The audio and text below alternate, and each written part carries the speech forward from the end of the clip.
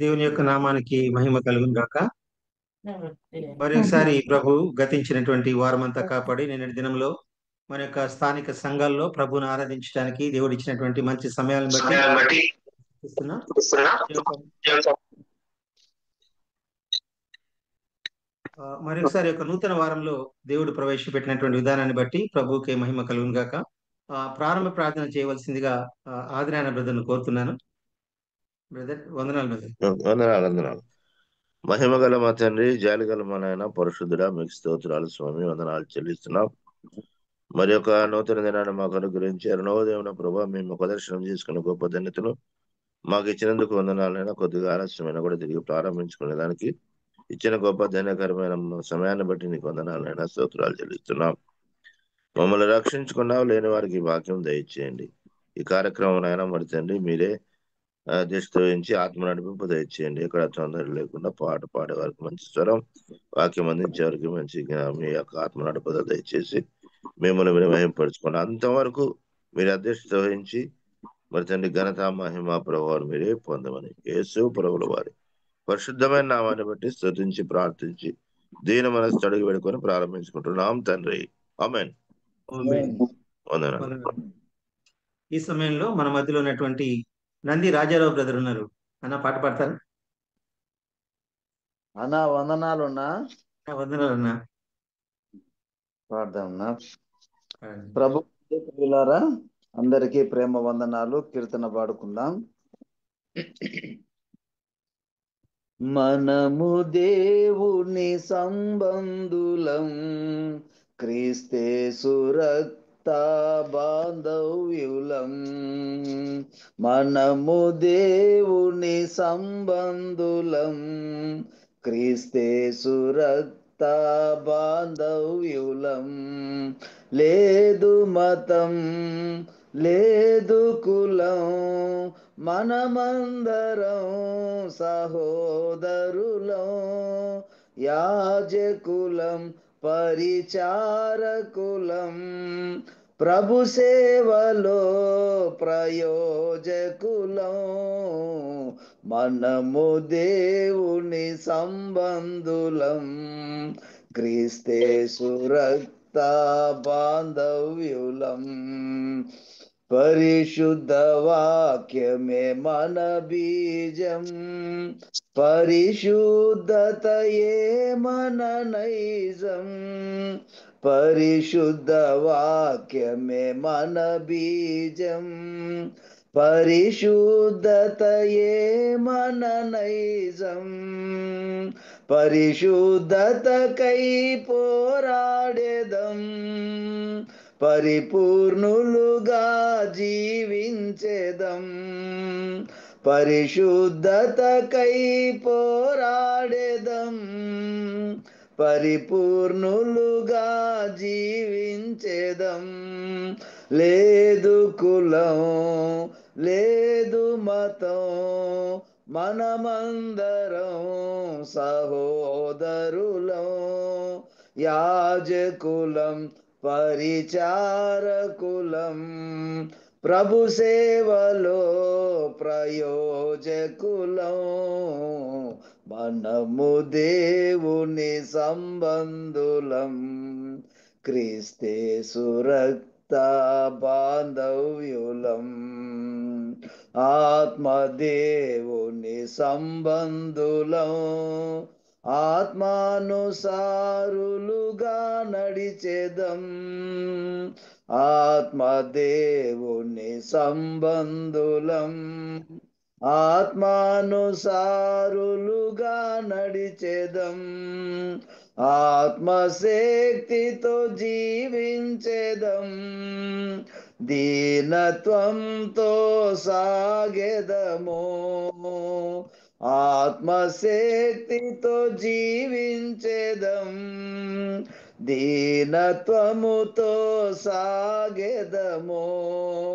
లేదు కులం, లేదు మతం, మనమందరం సహోదరులం.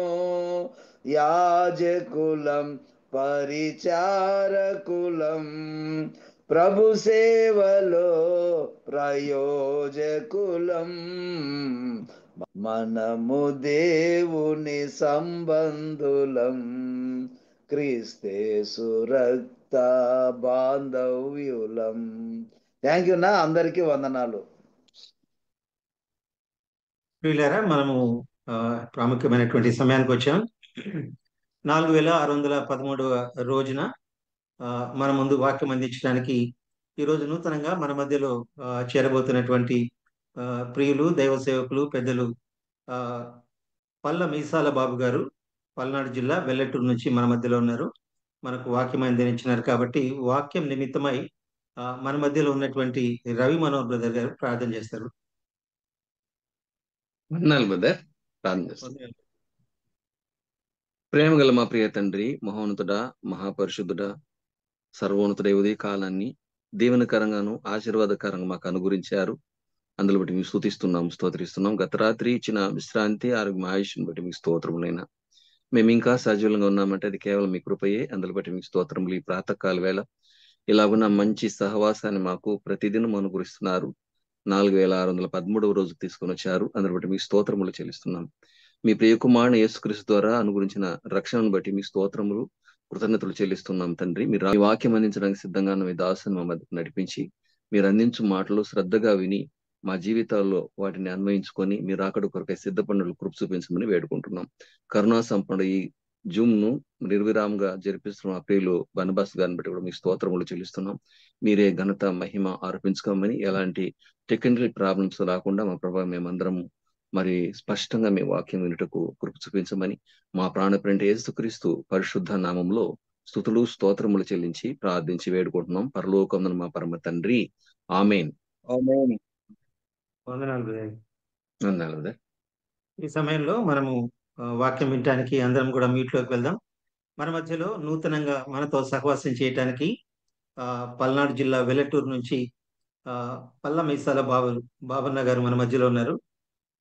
ఒక నూతన దైవ సేవకుల్ని నేను నడిపించేటప్పుడు పరిచయం చేయడం నేను కూడా చాలా ధన్యతగా భావిస్తున్నాను. అదే సమయంలో బాబన్న గారు అనే మాట అంటున్నప్పుడు మా నాయన పేరు కూడా బాబన్న. బ్రదరన్ సంఘాలలో ఆయన పేరు అలెగ్జాండర్ అయినప్పటికీ కూడా బాబన్న బాబన్న అన్నప్పుడు, నంద్యాల బాబన్న, సెమినార్ బాబన్న అన్నప్పుడు చాలా పరిస్థితులు యాదృచ్ఛికంగా ఈ దినాన్ని కూడా బాబన్న గారు మన మధ్యలో వాక్యం అందిస్తుండగా నూతనంగా ఈ రోజు మనతో సహవాసం చేస్తున్నారు కాబట్టి తన యొక్క వ్యక్తిగత సాక్ష్యాన్ని మనతో పంచుకొని తర్వాత వాక్యాన్ని మనకి ఉపదేశిస్తారు. ఓవర్ టు బాబన్న గారు. అన్న, వందనాలు అన్న. వందనాలన్నా. మంచిది, దేవుని స్తోత్రం. ఈనాడు నన్ను ఆహ్వానించిన బర్నబాస్ అన్న గారికి, జూమ్లో ఉన్న ప్రతి వారికి, అధ్యక్ష వహించి నడిపిస్తున్న అన్న గారికి హృదయపూర్వక వందనాలు తెలియజేస్తున్నాను. అన్న, అర్థమవుతుందన్నా? అర్థమవుతుందన్న. సరే, మంచిది. నా పేరు ముందుగానే చెప్పారు. బాబు, నా పేరు పల్లమేసాల, వెల్లటూరు మాది స్థానిక సంఘం, బేతస్త ప్రార్థన మందిరం. ఆ మందిరంలో దేవుని పని కొనసాగుతూ ఉన్నా. నేను బాల్యం నుండే క్రిస్టియన్ కాదు, నామకార్థ క్రైస్తవుని. నామకార్థ క్రైస్తవ కుటుంబంలో జన్మించిన వాడిని. నామకార్థ జీవితం జీవిస్తున్న నన్ను దేవుడు దర్శించాడని నమ్ముతున్నాను. నామకార్థంగా కొనసాగుతూ ఉన్న సమయంలో దాదాపు 10 సంవత్సరాలు నా వయసు వచ్చినప్పుడు ఒక సిస్టర్ గారు, మాలతి గారు, మా ఊరికి వాళ్ళ హస్బెండ్ సుబ్బారావు గారని హెల్త్ ఇన్స్పెక్టర్ గా వెల్లటూరు చేరారు. అయితే మా నాన్నగారు విలేజ్ సర్వెంట్ కనుక ఈ ఊర్లో మాకు ఒక ఇల్లు కావాలని మా నాన్నగారిని కలిసినప్పుడు మా నాన్నగారు మా ఇంటి దగ్గరకు తీసుకొచ్చి మా బాబాయిల ఇంట్లో వారిని ఉంచటం జరిగింది. ఆ విశ్వాసి కనుక ప్రతిదినము ప్రభువును ప్రార్థన చేసుకుంటూ పాటలు పాడుతూ ఉన్నప్పుడు మా అమ్మగారు వెళ్ళి ఆమెతో కలిసి యేసుక్రీస్తు ప్రభువుని సొంత రక్షకునిగా అంగీకరించింది మా అమ్మగారు మొదటగా. తర్వాత మా మామయ్య, మా అక్క, నాకంటే నా తోడ 5 ఆడపిల్లలు, మేము 3 అన్నదమ్ములు. నేనే పెద్దవాడిని, నాకంటే అక్క పెద్ద. తర్వాత నేను రెండో వాడిని. అయితే అలాగూ వారు యేసుక్రీస్తు ప్రభువుని సొంత రక్షకునిగా అంగీకరించి కొనసాగుతున్న సమయంలో ఇంట్లో కొనసాగుతూ ఉన్నప్పుడు, ఇంట్లో కాదు అప్పుడు ఆ పదాలు బడికొట్టం అంటారు. మందిరాన్ని బడికొట్టం అంటారు నా చిన్న వయసులో. అది అందరికి సంబంధించిన ప్రార్థన పెట్టుకోవటానికి ఉపయోగపడేది. కనుక ఆ బడికొట్టంలో ప్రార్థన పెడదామని ఆలోచన వచ్చినప్పుడు, ఆ బడికొట్టానికి డోర్లుండవు. Open place. ఆ ఓపెన్ ప్లేస్‌లో అప్పట్లో ఇప్పుడు గేదెలు పెంచినట్లుగా పందులు పెంచేవారు మా గ్రామంలో. ఆ పందులు పెంచుతుంటే గ్రామంలో, పల్లెలో అంతా పందులు పెంచుతుంటే ఆ ఓపెన్ ప్లేస్ గనక అన్నీ వచ్చి అక్కడ రెక్కలేస్తా ఉంటాయి.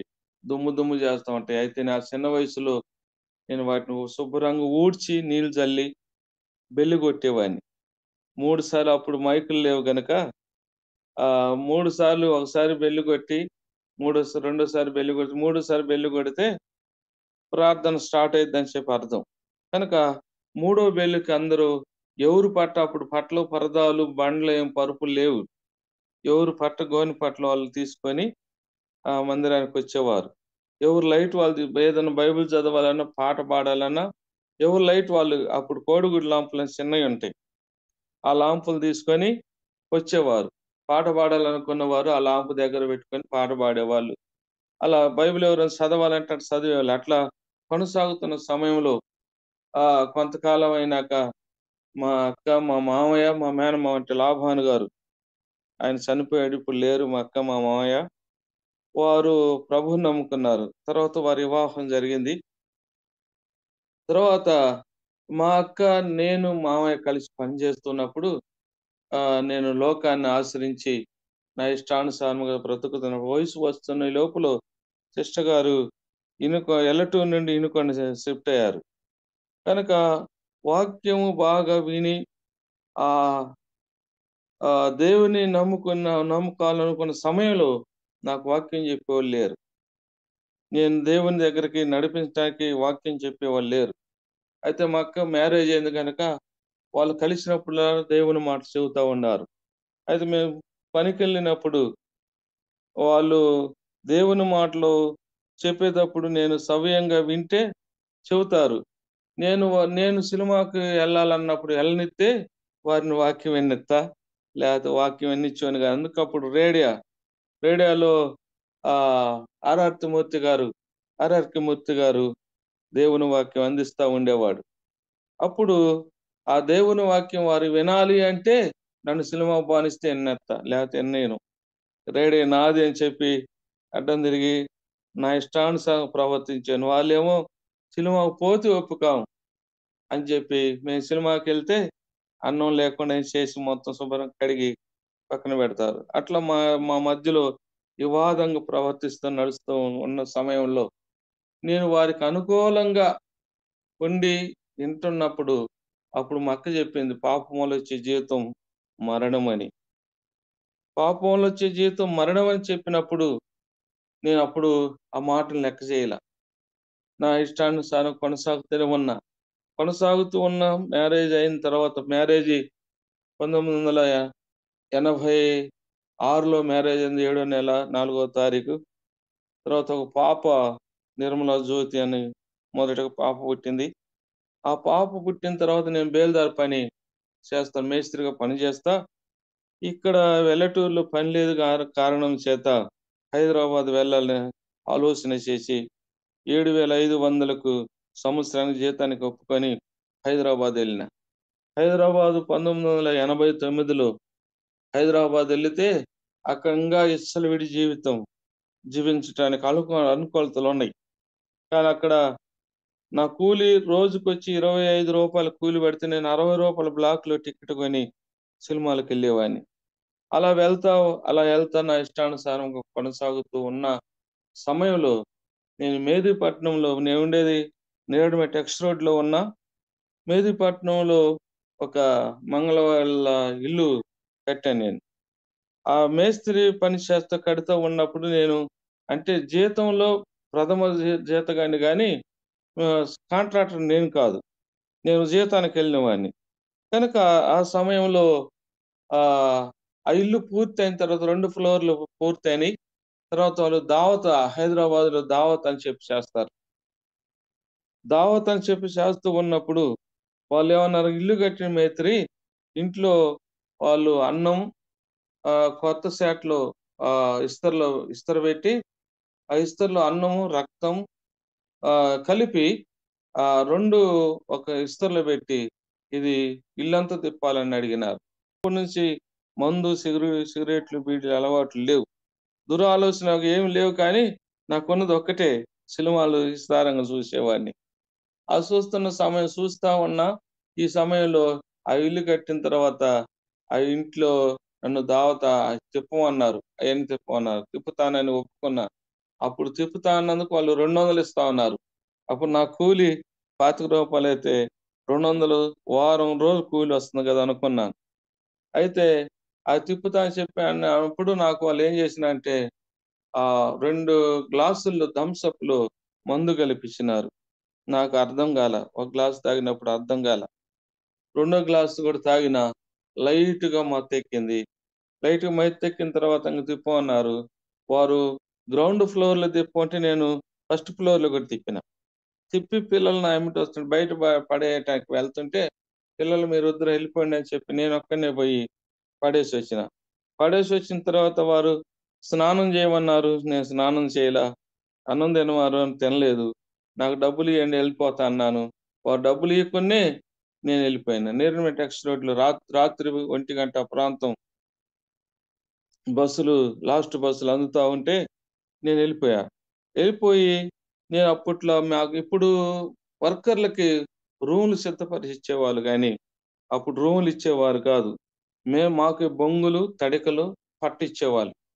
అప్పుడు మేము గుడిసెగా తయారు చేసుకొని అక్కడ ఎవరికి వాళ్ళు ఉండేవాళ్ళం.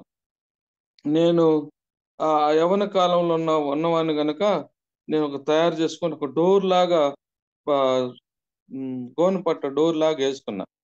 నేను ఆ గోనె పట్టను తీసి లోపలికెళ్ళి పండుకున్న, మత్తులో ఉండగానే పండుకున్నా. పండుకుంటే డోర్ నిండా ఒక గేదెలాగా కనపడిందట. నా మిసెస్ శాంతకుమారి. ఆమె ఆ కళ్ళు తెరిచి చూడంగానే గేదెలాగా కనపడిందంట. ఆమె అదురుబోయి దుప్పటి కప్పుకొని మరలా పండుకుంది. అది నా ఎంట వచ్చింది. అది ఊరసతి అంటారు. ఊరసతి అంటారు. దాని ద్వారా ఆహ్, అది నా ఎంట వచ్చింది. నా ఎంట వచ్చి ఆమె అదురుబోతోటి ఆమెకు నెల రోజు జ్వరం వచ్చింది. ఆ తర్వాత ఆంధ్ర డాక్టర్ గారని ఒకాయనుంటే ఆయన దగ్గరికెళ్ళి ట్రీట్‌మెంట్ చేయిస్తే దేవుని మహాకృప చేత ఆమెకు తగ్గింది. తర్వాత నాకు ఒక పాప పుట్టిందన్నా గదా! ఆమె బందాడామె. రెండో సంవత్సరం ప్రారంభం కాల. ఆ బందాడుతున్న అమ్మాయికొచ్చింది. ఆ అమ్మాయికొచ్చి మంచి 1 సమయంలో తీవ్రమైన జ్వరం వస్తది. ఆ జ్వరం తగ్గిన వెంటనే పెద్దోళ్ళలాగా పోయి అన్నం డేవిశాల దగ్గరికెళ్ళి అన్నం వేసుకొని తింటా ఉంటది. అప్పుడు నాకు వారం మార్చి వారం సెలవిచ్చేవాళ్ళు. అప్పుడు నేను ప్రభువుని నమ్మకాల. వారం మార్చి వారం సెలవిస్తే ఆ సెలవు దినం సినిమాకెళ్ళి గడిపేవాడిని. అయితే ఆ పాపని ఆ రోజు నేను చూసా. చూసి అమ్మా పెద్దోళ్ళు అక్కడ వడ్రోళ్ళు గదా! ఎమ్మట నేను పనికెళ్ళా గనక, అమ్మమ్మ పాప తీవ్రమైన జ్వరం వస్తుంది. ఒక్క గంట మాత్రం ఉంటది. తర్వాత అన్నం వేసుకొని తింటుంది పెద్దోళ్ళలాగా. అంటే ఏమన్నా చేసినవా అంది. అంటే వాళ్ళకి తెలుసు నేను చేసినట్లు. చేసినానమ్మా నేను దావత్ దగ్గర గృహప్రవేశం రోజు ఆహ్, రక్తం, అన్నం ఇయన్నీ నాకు మాంసం వాళ్ళన్నీ ఇస్తరులో పెడితే నేను ఇంట్లో తిప్పాను. బయట పడేసొచ్చినా అని చెప్పిన. పెద్దామె అరిసి, "నువ్వు పిల్లల గల్లోడివి నీ చేత ఎలా చేయించారు? నువ్వెలాగ చేసినావు?" అని చెప్పి నన్నరిసి, ఒక సూక్ష్మంగా ఒక మాట చెబుతూ అన్నది. వెంటనే ఒక పసుపు ముద్ద, ఒక తెల్లన్నం, ఒక ముద్ద, కుంకుమ ముద్ద, ఒక 3 ముద్దలు చేసి అమ్మాయిని దిగతీసి పడేయి అన్నది. సరే అని చెప్పి అప్పుడు కూడా ధైర్యంగానే నేను ఆ 3 ముద్దలు చేసి అమ్మాయిని రాత్రులు దిగదీసి ఆహ్, మేము ఓపెన్ ప్లేస్‌కి బయటికెళ్తుంటాం. ఆ ప్లేస్‌కెళ్ళి యేసొచ్చా. యేసొచ్చినాక 4, 5 వారాల తర్వాత మేము ఎంత దూరం వెళ్ళంటే అంత ముందుగా లేపుతారు మేస్త్రి గారు. అప్పుడు మేము 3 గంటల సమయంలో లేచి బయటికి వెళ్తుంటే ఒక కొత్తగా ప్రారంభించారు ఇల్లు. ఆ ఇంటి దగ్గర కట్టెలున్నాయి. ఆ కట్టెల మండి దగ్గర స్త్రీలాగా కూర్చుంది. ఆ తెల్ల చీర కట్టుకొని వెంట్రుకలు ఇరబోసుకొని కూర్చుంటే నేననుకున్నా ఎళ్తా ఆమెను గమనించి ఆమె ఎవరో కట్టెల కోసం వచ్చింది అనుకుంటా వెళ్తా ఉన్నా. ఆమెను పట్టించుకోకుండా. ఆమె నేను దగ్గరికెళ్ళే కొంది తాటి చెట్టులాగా పైకి లేసింది. పైకి లేసినప్పుడు నేను అదిరిపోయినా. ఆ ఒళ్ళు జమికింది. జమికిన వెంటనే ఉదయం పనికెళ్ళినా, ఆ పనికెళ్ళిన తర్వాత అక్కడ తీవ్రమైన జ్వరం వచ్చింది. తీవ్రమైన జ్వరం వస్తే ఇంటికొచ్చేసినా. ఇంగా నెల రోజులు జ్వరము వస్తుంది. పడిపోతున్నా. ఎక్కడ పడితే అక్కడ పడిపోతున్నా. మా మిసెస్ నన్ను లేపటానికి ఎందుకంటే నేను కొద్దిగా వెయిట్ ఎక్కువ గనక నన్ను లేపలేకపోతుంది. నా అంతట నాకు స్పరంతొచ్చి లేస్తేనే వస్తది. కలిసి వస్తుంటాం. అలా పడిపోతున్నా. ఎక్కడ చూసినా పడిపోతున్నా. ఆహ్, ఒక నెల తర్వాత నేను మంచి 1 గంట సమయంలో పండుకుంటే అది ఆహ్, 1990 ఏప్రిల్ 29 తారీఖు శనివారం వచ్చింది. ఏప్రిల్ 29 శనివారం వచ్చినప్పుడు పగలు పండుకొనుంటే నా ఆత్మను ఈ ముగ్గురుగా కలిసి తీసుకెళ్తున్నారు. అప్పుడు ఆ ఏరియాలో మందిరాలు నాకు తెలీదు. అప్పుడేమని కేకేసినంటే, "అయ్యో! నన్నెక్కడికి తీసుకెళ్ళవద్దు. ఇందిరానగర్ మందిరంలో తీసుకెళ్ళండి" అని చెప్పి కేక వేసింది. ఇందిరానగర్ మందిరం అంటే ఇనుకొండలో ఇందిరానగరంలో మందిరం ఉంది. కనుక అక్కడ మక్కోళ్ళు ఆరాధన చేసేవాళ్ళంట. కనుక ఆ మందిరంలో తీసుకెళ్ళని కేక వేసినప్పుడు నలుగురు కనపడి నన్ను వదిలేశారు. వదిలేసినప్పుడు అప్పుడు గుర్తొచ్చింది చిన్నప్పుడు విన్న మాట. పాపం వల్ల వచ్చే జీవితం మరణం అని చెప్పి ఆ మాట గుర్తొచ్చి భయమొచ్చేసింది. భయమొచ్చేసి నేను చచ్చిపోతా గనక నేనిలాగ చచ్చిపోవటానికి వీల్లేదు. నేను యేసుక్రీస్తు ప్రభువుని సొంత రక్షకునిగా అంగీకరించాలి. అప్పుడే నేను చనిపోయిన పర్వాలేదులే అనుకోని యేసుక్రీస్తు ప్రభుని సొంత రక్షకునిగా అంగీకరించాలని ఆశ కలిగింది. అయితే ఎక్కడికెళ్ళాలి మందిరానికి అని 30వ తారీఖు ఆదివారం. నేనెక్కడ ఎప్పుడు ఒక టెంకాయ కూడా కొట్టెరగను. ఏ సినిమాలకి, తిరణాలకు వెళుతున్నా గాని ఎక్కడ ఏ దేవతకి చేతులెత్తి నమస్కారం మొక్కినవాడిని కాదు. అయితే ఆ దినము అంతకుముందు జ్వరం తగ్గితే నేను మా నాయనమ్మకు ఒక టెంకాయ కొడతా అని చెప్పి ముందుగా అనుకున్నా గనక టెంకాయ కొట్టిన, తలకు స్నానం చేసిన, నా తమ్ముడిని లక్ష్మయ్యని తీసుకొని ప్రార్థనకెళ్దామంటే ఎక్కడికెళ్ళాలో తెలీదు. మందిరం ఎక్కడో తెలియదు. అప్పుడు నేను కిరాణా కొట్టులో ఆయన ప్రేయర్‌కెళ్ళేవాడు క్రాస్ రోడ్‌లో. ఆ ప్రేయర్‌కెళ్ళే ఆయన దగ్గరకెళ్ళి, "అంకుల్ ఈరోజు నేను ప్రార్థనకొస్తాను. మరి మందిరం ఎక్కడ? నేను గూడా వస్తానంటే" "అయ్యా! ఈరోజు నేను రావట్లేదు. దగ్గర ఈ క్రాస్ రోడ్‌లో మందిరం ఉంది. హెబ్రోను ప్రార్థనా మందిరం. అక్కడికెళ్ళన్నారు." అయితే నేను పడిపోయాను గదా! ఎక్కడ పడితే అక్కడ పడిపోయాను డౌట్ ఉంది గనక మా తమ్ముడిని వెంటబెట్టుకొని అప్పుడు నా పెండ్లి పంచెలున్నాయి. ప్యాంట్ ఏసుకునే అలవాటు లేదు. ఆ పంచె కట్టుకొని వెళ్తా ఉన్నా. వెళ్తా ఉంటే అక్కడ ఏమని ఆ రోడ్డు దాటుతూ ఉన్నప్పుడు సాతాను నన్ను అడ్డుకుంటుంది. ఏమని అడ్డుకుంటుందంటే, ఇక్కడ అంతా చదువుకున్న వాళ్ళు, మంచి కార్‌లలో వచ్చేవారు. నిన్ను లోపల రానిత్తారా అని నాకు ఆటంకంగా లోపల మాట పడుతూ ఉంది. అప్పుడు డోర్ దగ్గర అక్కడ వాళ్ళు రాశారు. నా ఎద్దుకొచ్చువాని ఎంత మాత్రం బయటికి త్రోసివేయనని మాట రాశారు. నా ఎద్దుకొచ్చువాని ఎంత మాత్రం బయటకు త్రోసివేయని మాట నేను చదివి, నా ఎద్దుకొచ్చువాని నేను ఎంత మాత్రం బయటకు త్రోసివేయనంటున్నారు గదా! ఇంక నన్ను రానియందెవరు అనుకోని మొండిగా లోపలికి మందిరంలోకెళ్ళిపోయా. ఎళ్ళిపోయిన తర్వాత సాల్మన్ బ్రదరు, ప్రభాకర్ అంకులు వాళ్ళిద్దరి పేర్లున్నాయి నాకు గుర్తు. కనుక సాల్మన్ బ్రదరు ఏ పాట పాడమంటే ఆ పాట ఆ రోజుల్లోనే కీబోర్డ్ వాయిస్తూ పాట పాడేవాడు. ప్రభాకర్ అంకులు వాక్యం చెబుతా ఉంటాడు. ఇంకా ఇద్దరు ముగ్గురు చెబుతారు గానీ నాకు ఆ ప్రభాకర్ అంకులు పేరే గుర్తుంది. అయితే అక్కడ మందిరంలోకెళ్ళిన కూర్చున్న ఆరాధన హెచ్చరికలన్నీ అయిపోయినాయి. అంటే భక్సింగర్ సహవాసం అది. కనుక అయినా నాకు ఆ సహవాసం, ఈ సహవాసం అనేది తెలీదు. నాకు కావాల్సిన మందిరం నేను తీర్మానం చేయాలి. ఆ ఒక్కటే నా లోపల ఉంది. అంకుల్ చెప్పిన మందిరం అదే గనక లోపలికెళ్ళినా ఆరాధన వెచ్చరట్లు అయిపోయినాయి, అందరూ వెళ్ళిపోయారు ఆమె అని చెప్పిన తర్వాత. నేను అక్కడ కూర్చుంటే పరలోకంలో కూర్చున్నట్టు ఆనందం ఉంది నాకు. ఆనందంతో అక్కడే కూర్చున్నా.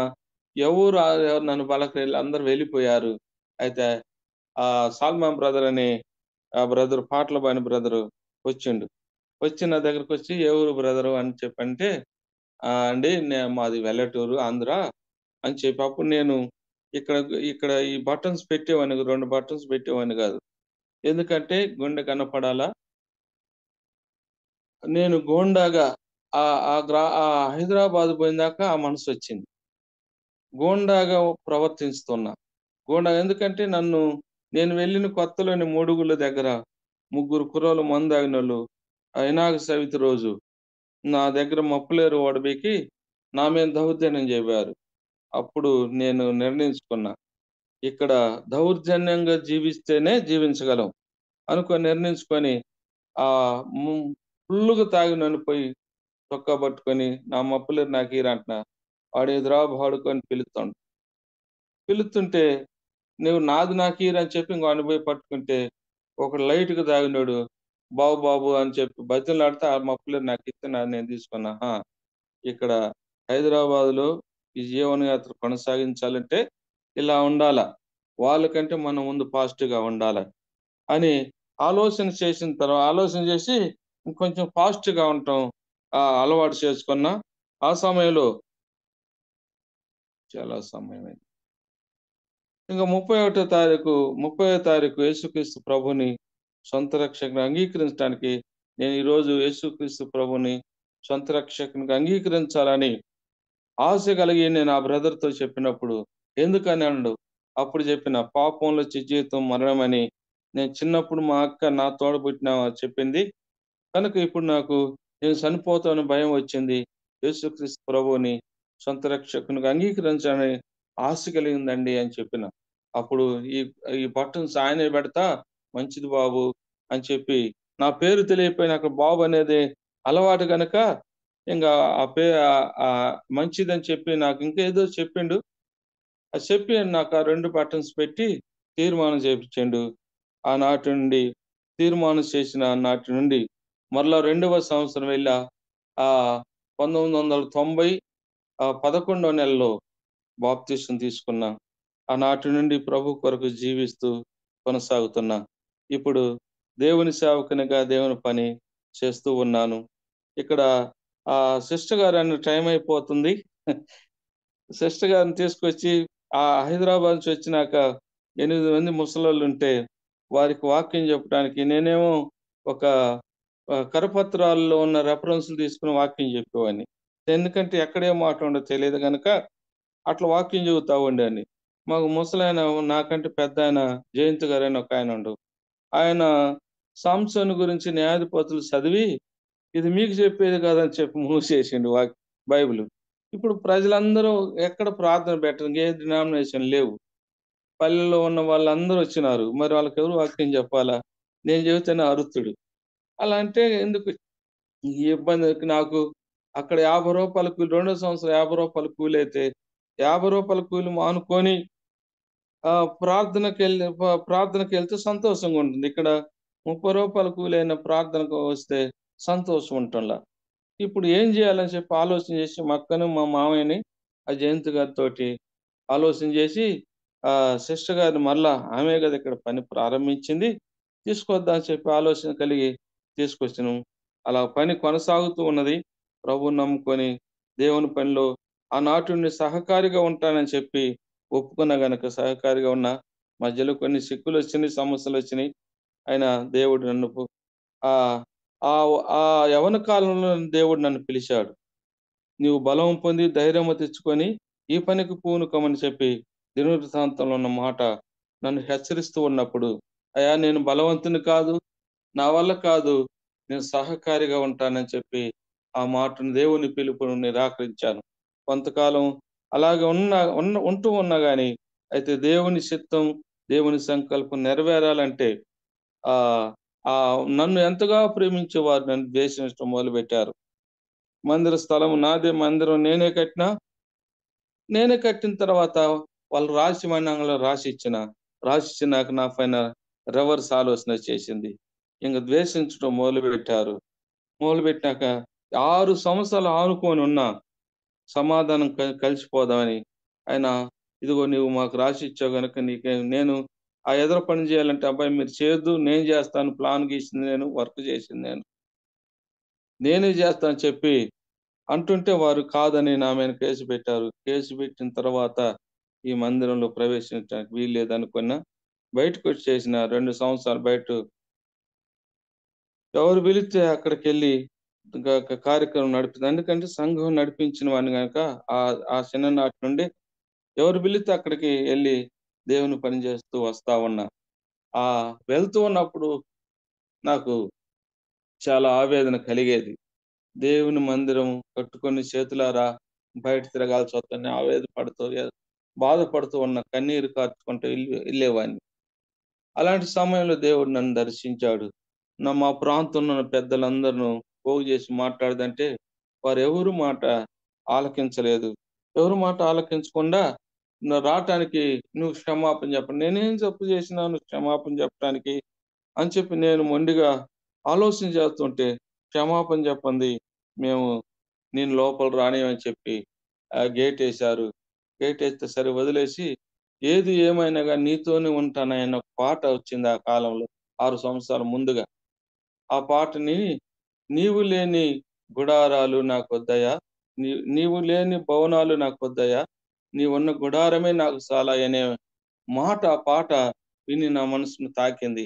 అయ్యా, కేసులు పెట్టిన వారు ఈ భవనం నాకు అవసరం లేదు, గుడారమైన చాలయ్య అని చెప్పి ఆ మందిరం కట్టేటప్పుడు నాకు ఇంకో 10 సెంట్లు స్థలం ఉంటే 5 సెంట్ల స్థలం మందిరం వేసిన పూరి మందిరం. ఆ మందిరం రెడీ అయిన తర్వాత ఈ మందిరం ఓడదీసేసాను. మరలా దేవుడు ఆ మందిరం అక్కడ మళ్ళీ మందిరం నిర్మించి దేవుని పని 3 సంవత్సరాలు కొనసాగుతున్నా. 11 మంది తీర్మానం చేశారు. నాకు 4 పిల్లలు, నా కుటుంబం అందరూ ప్రభువు నమ్ముకున్నారు. పెద్ద కుమారుడు ఆ సమస్యలప్పుడు యాషువ అని పేరు, వెనకబడ్డాడు. కుమారుని కొరకు, రక్షణ కొరకు ప్రార్థించండి. కుటుంబ క్షేమం కొరకు ప్రార్థించవలసిందిగా, సంఘ క్షేమాభివృద్ధి కొరకు ప్రార్థించవలసిందిగా ప్రభు పేర మనవి చేస్తున్నాం. ఇంతవరకు నా సాక్ష్యం. సమయం 5:45 నిమిషాలైంది. 15 నిమిషాలు ప్రభు చిత్తమైతే దేవుని వాక్యం విందామండి. తిమోతిలకు రాసిన 2వ పత్రిక 4వ అధ్యాయము 7వ వచనం చదువుకుందామండి. తిమోతిలకు రాసిన 2వ పత్రిక 4వ అధ్యాయము 7వ వచనం.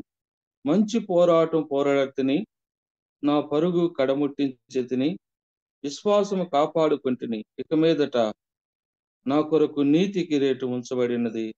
ఆ దినమందు నీతి గల న్యాయాధిపతి అయిన ప్రభువు అది నాకు మాత్రమే కాకుండా తన ప్రత్యక్షతను అపేక్షించు వారందరికీ అనుగ్రహించును.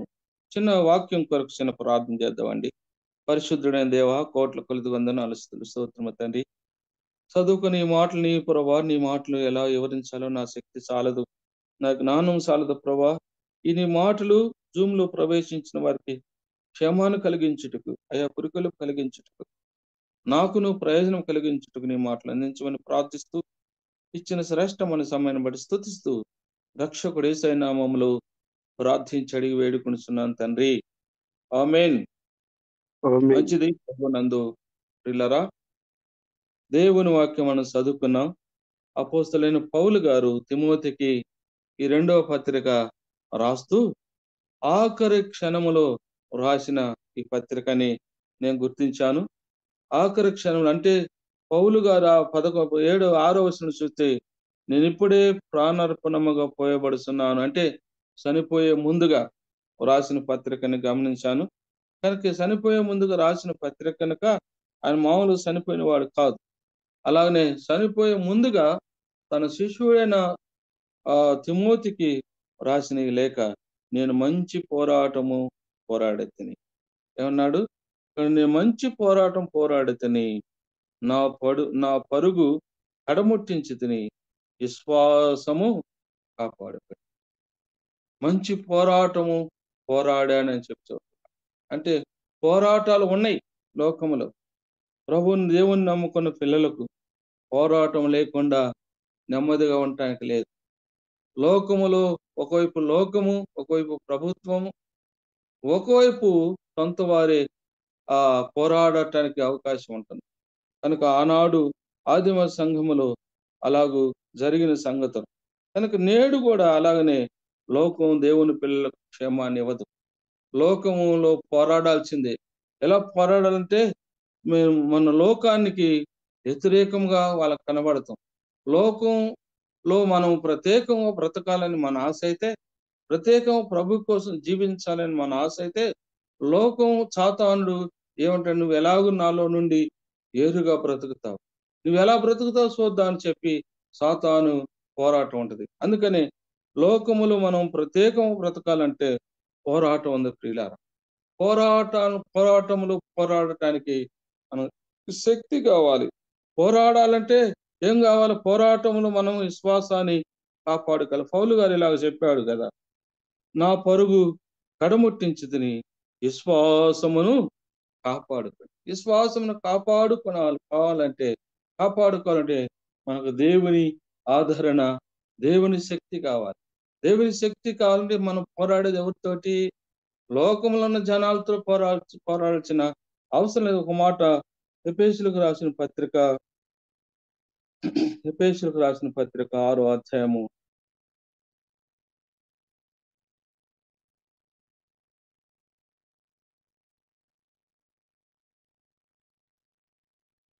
10-11 చదువుదాండి. తుదకు ప్రభు యొక్క మహాశక్తిని బట్టి ఆయన యందు బలవంతుల వినుడి. మీరు అపవాది తంత్రములను ఎదిరించుటకు శక్తిమంతులగినట్టు దేవుడిచ్చు సర్వంగ కవచము ధరించుకోండి. మనం శక్తిమంతులుగా అపవాది తంత్రాలను ఎదిరించాలంటే, అపవాది తంత్రాల నుండి జయించాలంటే మనకు శక్తి కావాలని లేఖన సత్యం మనకి వివరిస్తుంది. కనుక తుదకు అంటే ఆఖరకు ప్రభు యొక్క మహాశక్తిని బట్టి ఆయన యందు బలవంతులై ఉండాలి. ఆయన యందు బలవంతులై ఉండాలంటే ఇక్కడ కింద భాగం చూస్తే, మీరు అపవాది తంత్రములను ఎదిరించుటకు శక్తిమంతులగినట్లు దేవుడిచ్చు సర్వంగ కవచమును ధరించుకోవాలని చెప్పి లేఖన సత్యం. సర్వంగ కవచాన్ని మనం క్షేమంగా ఉండాలి. లోకములు అంటే మనం సర్వంగ కవచాన్ని ధరించుకోవాలంటాడు. మనం పోరాడుతున్నది 12వ సంవత్సరం తేలైనగా మనము పోరాడినది శరీరులతో కాదు కానీ ప్రధానులతోనూ అధికారులతోనూ ప్రస్తుతము అంధకార సంబంధులకు లోకనాథులతోనూ ఆకాశ మండలమందున్న దురాత్మల సమూహముతోనూ పోరాడుతున్నాము. మనకు పోరాటం ఈ లోకముతో కాదు కానీ అధికారులతోనూ పోరాటం ఉన్నది, ప్రధానులతోనూ పోరాటం ఉన్నది. అదే సమయంలో అంధకార సంబంధమగు దురాత్మల ఆకాశమందున్న దురాత్మల సమూహముతో పోరాటం. ఈ పోరాటంలో మనం గెలవాలి అంటే, ఈ పోరాటంలో మనం విజయం పొందాలంటే మనకేముందట? దేవుడు సర్వంగ కవచాన్ని ఇచ్చాడు. సర్వంగ కవచాన్ని ధరించుకొని మనం శక్తిమంతులగినట్లు విశ్వాసాన్ని కాపాడుకోవాలంటే దేవుని దగ్గర మనం ప్రార్థించేవారికి ఉండాలి, దేవుని దగ్గర ప్రార్థన చేసేవారికి ఉండాలి, దేవుని దగ్గర దేవుడిచ్చిన సర్వంగ కవచాన్ని ధరించుకొని. అందుచేత 13 చదువుతున్నాను. అందుచేత మీరును ఆపద దినమందు వానిని వెదిరించుటకు సమస్తమును నెరవేర్చిన వారై నిలబడుటకు శక్తిమంతులగినట్లు దేవుడిచ్చి సర్వంగ కవచం ధరించుకొనిడి. ఎలాగనగా నడుమునకు సత్యం అనే దట్టి కట్టుకొని. ఇక్కడ కొన్ని వస్తువులు చెబుతున్నాడు. సర్వంగ కవచము దట్టిని కట్టుకొని శక్తిమంతులు కావాలంటే మనకు కావాల్సిన శక్తిని దేవుడిస్తాడు. కనుక మనం పోరాడేది ప్రధానులతోనూ లోకనాథులతోనూ అదే సమయంలో ఆకాశ మండలం ముందున్న దురాత్మల సమూహముతో మనకు పోరాటం. మనకి ఈ పోరాటంలో నిగ్గలాంటి పౌలు గారు చెప్పాడు, మన విశ్వాసాన్ని ఆయన చెప్పాడు, మంచి పోరాటం పోరాడితిని నా కొరకు. ఏముందట? మంచి పోరాటం పోరాడితిని, నా విశ్వాసం కాపాడుకొంటిని, నా పరుగు తుదముట్టించుతిని. అంటే ఆఖరి క్షణం వరకు ప్రభుని నమ్ముకున్న తర్వాత ఆయన మంచి పోరాడిన వాడిగా కనబడుతున్నాడు. అలాగైతే మనం కూడా ఈ లోకంలో పోరాటం అనేది ప్రభు పిల్లలైన మనకు పోరాడే పోరాడాలంటే దేవుడిచ్చే సర్వంగ కవచాన్ని ధరించుకోవాలి.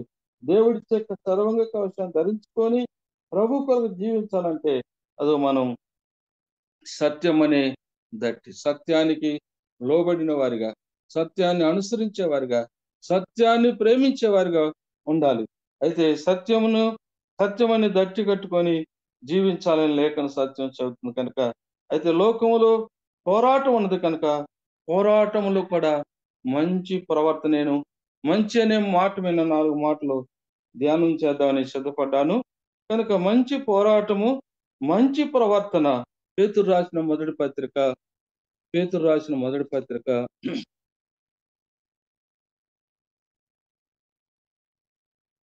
2వ అధ్యాయం 12వ వచనం. పేతురు రాసిన మొదటి పత్రిక 2వ అధ్యాయం 12వ వచనం. అన్ని జనులు మిమ్మల్ని ఏ విషయములో దుర్మార్గులను దూషింతురు, ఆ విషయములో వారు మీ సత్క్రియలను చూసి అట్టి వారిని బట్టి దర్శన దినమున దేవుని మహిమపరుచినట్లు వారి మధ్య మంచి ప్రవర్తన గల వారై ఉండగలను. ఎవరి మధ్య అంట? అన్ని జనుల మధ్య మంచి ప్రవర్తన గల వారు. పోరాటానికి మన ప్రవర్తన కూడా అవసరం. ఇలా లోకములో ఉన్న వారితోనూ అధికారులతోనూ పోరాడాలి అంటే, దురాత్మల సమూహముతో పోరాడాలంటే మన ప్రవర్తన చక్కగా ఉండాలని చెప్పి లేఖన సత్యం. చక్కగా ప్రభుని గణపరచ మరొక మాట చూద్దామండి. ధైర్యముగా పోరాడాలంటే ఎలా? మంచి ప్రవర్తనతో పోరాడాలి, ధైర్యంగా పోరాడాలి, అదే సమయంలో మంచి మనస్సాక్షి కలిగి పోరాడాలి. ఈ మాటలు రాసుకున్న కానీ సమయం కాలేదు కనుక, మంచి పోరాటం, ధైర్యముగా పోరాడాలంటే హెబ్రీయులకు రాసిన పత్రిక 13వ అధ్యాయము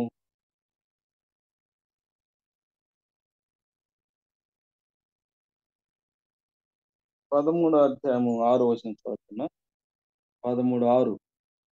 కాబట్టి ప్రభువు నాకు సహాయకుడు, నేను భయపడను, నరమాత్రుడు నాకేమి చేయగలడు అని మంచి ధైర్యముతో చెప్పగలవారమై ఉన్నాము. అయితే ధైర్యము ఇచ్చేవాడు దేవుడే. మనం దేవుని సన్నిధికి వెళ్ళి ప్రార్థన చేస్తుంటే లోకాన్ని ఎలాగూ జయించాలి, లోకములు ఎలాగ నీ కొరకు పోరాడాలి అని చెప్పంటే ప్రయాసపడాలంట.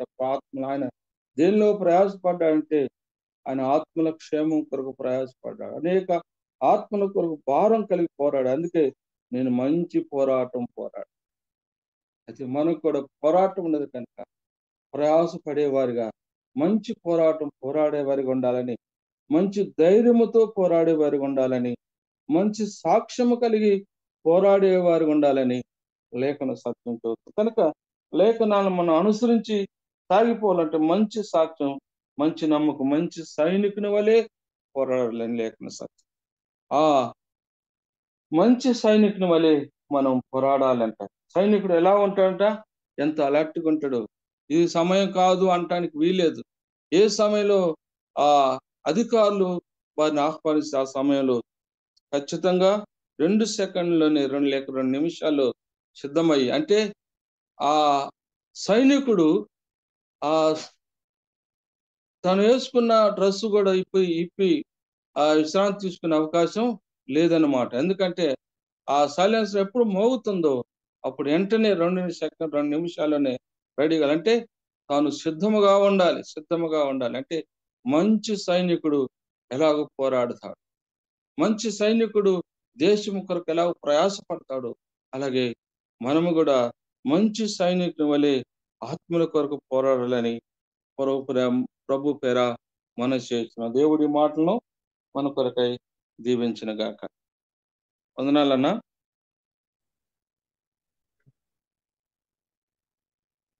మంచిది. ఈ యొక్క ఉదయకాల సమయంలో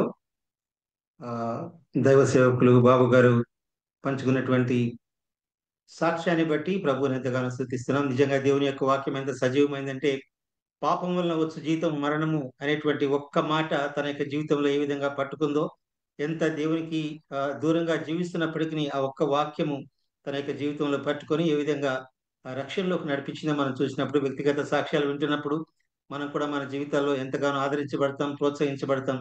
అదే సమయంలో తను ప్రభువుకు సమర్పించుకొని దైవ సేవకునిగా కొనసాగుతున్నారు. వారిని బట్టి, వారి కుటుంబాన్ని బట్టి, వారి సంఘాన్ని బట్టి మేము కూడా ప్రార్థన చేస్తాం. ఈ ఉదయకాల సమయంలో మనం విన్నటువంటి పౌలు తన నిర్యాణ కాలంలో మాట్లాడినటువంటి మాటలు, మంచి పోరాటము పోరాడి తిని నా విశ్వాసమును కాపాడుకుంటుని నా కొరకు నీతి కిరీటం ఉంచబడింది. కాబట్టి విశ్వాసులముగా మన యొక్క విశ్వాస జీవితము పోరాటంతో కూడిందని, ఈ యొక్క పోరాటంతో మన క్రైస్తవ జీవితమే పోరాటం. కాబట్టి మంచి పోరాటం పోరాడే వాళ్ళంగా, మంచి సాక్ష్యము కలిగి జీవించే వాళ్ళంగా, మంచి ప్రవర్తన కలిగి జీవించే వారంగా ఉండాలని ప్రభు మనకి ఇచ్చినటువంటి హెచ్చరికలను బట్టి, అదేవిధంగా మంచి ధైర్యాన్ని కూడా ప్రభు అనుగ్రహించినటువంటి యొక్క మంచి మాటలను బట్టి ప్రభు నామానికి మహిమ కలుగును గాక. ఈ యొక్క వాక్యాన్ని అందించినటువంటి దైవ సేవకులు బాబు గారికి హృదయపూర్వకమైనటువంటి వందనాలు. ఈ యొక్క మార్నింగ్ కాన్ఫరెన్స్ తరఫున తెలియజేస్తున్నాం బ్రదర్, వందనాలు. ఈ యొక్క ఉదయకాలపు మార్నింగ్ కాన్ఫరెన్స్ ని మనము ప్రార్థనతో ముగించుకుందాం. హైదరాబాద్ వైఎంసీఎల్ నుంచి ఇజ్రాయెల్ అన్న గారు ప్రార్థన చేసి ఈ యొక్క కార్యక్రమాన్ని ముగిస్తారు. Over to Israel brother. వందనాలన్నా. వందనాలు. ప్రార్థన చేసుకుందాం. పరిశుద్ధుడివైన మా ప్రియ పరలోకపు తండ్రి, మహాకరుణ మహోన్నతుడా, నీ ఘనమైన మహిమ గల నామానికి స్తుతులు స్తోత్రాలు వందనాలు తెలుస్తున్నాం. నిన్నటి దినమున ప్రభు దినములో వారి స్థానిక సంఘంలో ఆయన నిన్ను గణపరిచారు, మహిమపరిచారు, పూజించారు. మరొక ఉదయకాలాన్ని మాకు ఈ రీతిగా ఇచ్చి మరి ఆయన మార్నింగ్ కాన్ఫరెన్స్ అనే జూమ్ లో మమ్మల్ని అందరినీ కలిపి నీ ఘనమైన మహిమ గల నామాన్ని స్తుతించడానికి కృపను అనుగ్రహించారు. ఆయన పరిచర్యను బట్టి ఆయన మీకు గొప్ప దేవుడు. మరి లోకంలో మేము ఉండగా మేము చేయి ప్రతి పనిలో మాకు తోడుగా ఉండి ఎక్కడికి వెళ్ళినా నీ ఘనమైన నామాన్ని మేము ఘనపరిచే వారముగా, మహిమపరిచే వారంగా ఉండడానికి కృపను అనుగ్రహించమని మా ప్రాణప్రియుడు, మా రక్షకుడు, మా విమోచకుడు, మీ ప్రియ కుమారుడైన యేసు క్రీస్తు వారి యొక్క దివ్యమైన నామమున స్తుతులు స్తోత్రాలు చెల్లించి ప్రార్థించి బతిమాలుకొని వేడుకొనుచున్నాము మా ప్రియ పరలోకపు తండ్రి. ఆమేన్. వందనాలన్నా. ఈ యొక్క ఉదయకాల సమయంలో ప్రారంభ ప్రార్థన చేసినటువంటి ఆదినారాయణ బ్రదర్ కి, అలాగే చక్కటి పాట వినిపించినటువంటి నంది రాజారావు గారికి, అలాగే వాక్యం కొరకే ప్రార్థించినటువంటి రవి మనోహర్ బ్రదర్ కి, అలాగే చివరి ప్రార్థన చేసినటువంటి ఇజ్రాయెల్ అన్నకి నా యొక్క హృదయపూర్వకమైన వందనాలు మార్నింగ్ కాన్ఫరెన్స్ తరఫున తెలియజేస్తున్నాను. ప్రత్యేకించి ఈ యొక్క దినములో పల్నాడు జిల్లా వెల్లటూరు నుంచి మనకు తన యొక్క వ్యక్తిగత సాక్ష్యాన్ని, ఆ విధంగానే క్లుప్తంగా అయినప్పటికీ చక్కటి వాక్యాన్ని మనకి అందించినటువంటి దైవ సేవకులు బాబు గారికి ప్రత్యేకించి మార్నింగ్ కాన్ఫరెన్స్ తరఫున హృదయపూర్వకమైనటువంటి వందనాలు తెలియజేస్తున్నాను.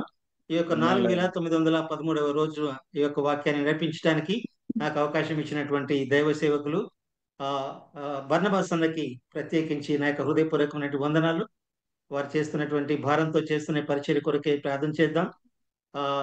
ఎంతో భారంతో కూడినటువంటి పరిచర్య. నిజమే, ఇంతకు మునుపు ఇదంతగా దేవుడు విస్తరింపజేస్తున్నాడంటే టైం టేబుల్ వేయడానికి కూడా చాలా కష్టమైనటువంటి పరిస్థితులు. అందరికీ అవకాశం ఇవ్వాలి. ఇవన్నీ కూడా మేము మాట్లాడుకుంటున్నప్పుడు నిజంగా భారభరితమైనటువంటి సేవ, దేవుడు తనకిచ్చినటువంటి ఈ యొక్క దర్శనాన్ని బట్టి, దేవుడు నడిపిస్తున్నటువంటి విధానాన్ని బట్టి దేవునికి మహిమ కలుగును గాక. ఈ ప్రకటనలు ఏమైనా ఉంటే బర్నబాస్ అన్న గారు చేస్తారు. ఓవర్ టు బర్నబాస్ అన్న. వందనాలన్నా. వందనాలన్నా.